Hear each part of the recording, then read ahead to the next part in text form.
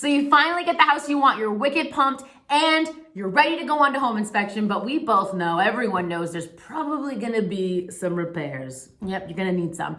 And you're waiting on that home inspection report to come back, and lo and behold, it comes back with some repairs. And we're not shocked, obviously, we just talked about that. But now you have the 10-day window, the due diligence period is what they call it.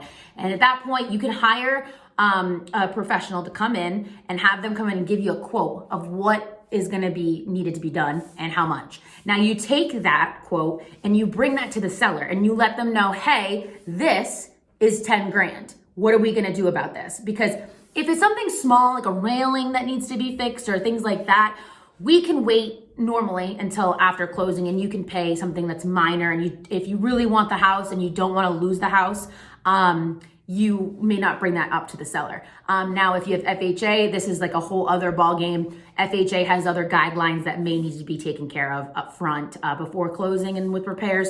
That's a whole other video, but let's just stick to this right here, okay? So if it's major, 10 grand needs to be done, you can go to the seller with that quote, and the seller could do a number of things, okay?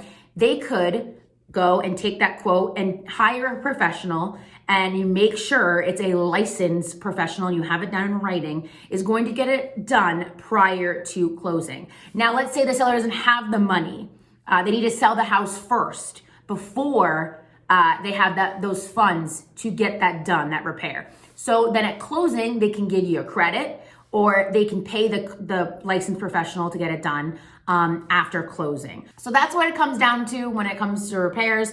Obviously, it depends on your loan type as well. So you can always reach out to me or One Worcester Loans. It's your girl Corinne with One Worcester Homes.